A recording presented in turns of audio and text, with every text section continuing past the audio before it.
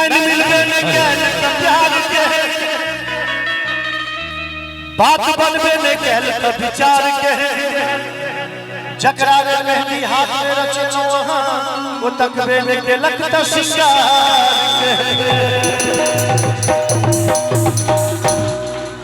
बड़ा हंसली है कोना के टूटलो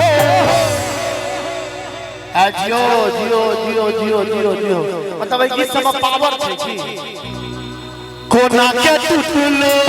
मोती के हाथ कोना उजरलो तो हंसिया ई सब कोना भेले हिना के खुशी का माहौल छे कनी ताली बजा के मस्ती में सब बने हमरे ठगई छ हमर सजनी के हमरे ठगई छ हमर सजनी के कोना के टूटलो मोती के हाथ कोना उजरलो तो हंसिया ई सब कोना भेले हिना के अहाँ के जे हम स्टाइल देख रहल छी तखन से हमरा होइए जे अहाँ के डांस करे के मन भ रहल है लेकिन अहाँ लजा रहल छी सच्चा रहल छी ठीक एक बेर अहाँ ठाड़ भ जाइए एक बेर ठाड़ होल के ताली बजाना छै और नाम के मैच अहाँ के भेटले ये अही ठिका पर मैन ऑफ द सीरीज से हो भेटिए जे एक बेर सब ला दुनू हाथ उठा दियो तो सब गोटे जियो सर हल्का ठुमका लगबै हमरे ठगई छ हमर सजनी के हमरे ठगई छ हमर सजनी के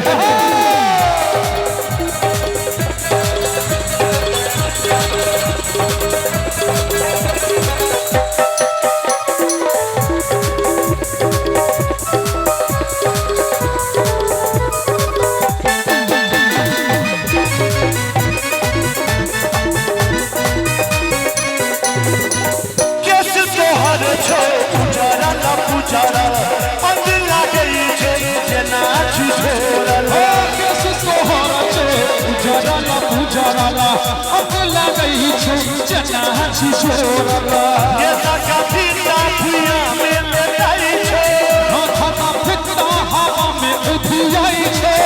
के चोरल के तोहर सेना के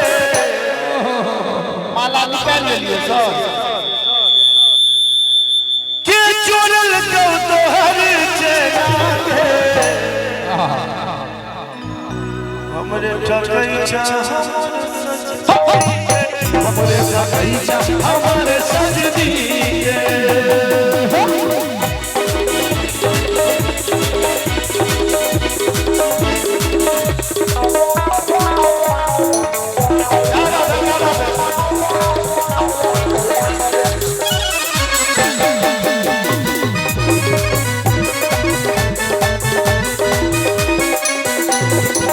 सारी तोहर छो मोरन सोरा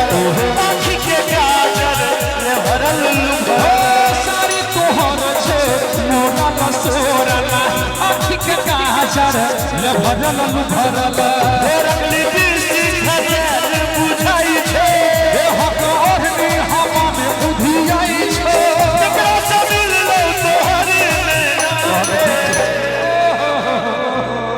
नैना सजा गल छ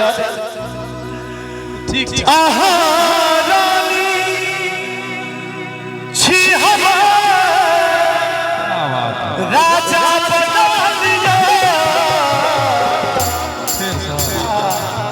सर पाछुओं में अहू पर ताली बैठ सकैए हम देख रहल छी लेकिन एक बार दोनों हाथ उठा के बजेबे त अलग आनंद देते दिल में बसलो और कर में बसा लिया दिल में बसलो हर कन में बसा दिया आहा रानी छी हमार आहा रानी छी हवा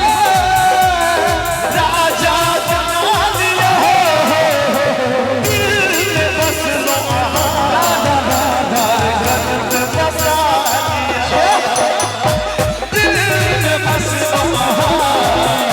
हर कन में बसा दिया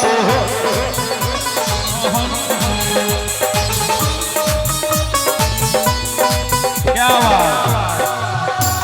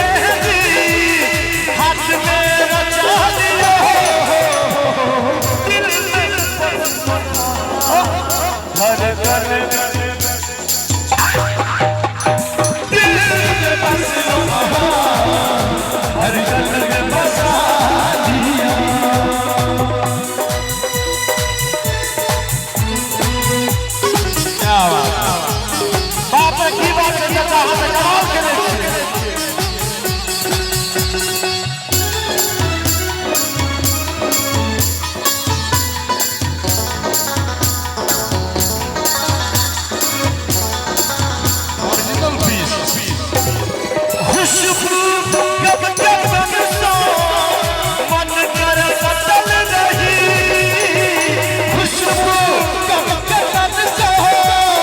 मन कर सटल रही आई मुझे काजल बनका आईना रमल रही आई मुझे काजल बनका आईना रमल रही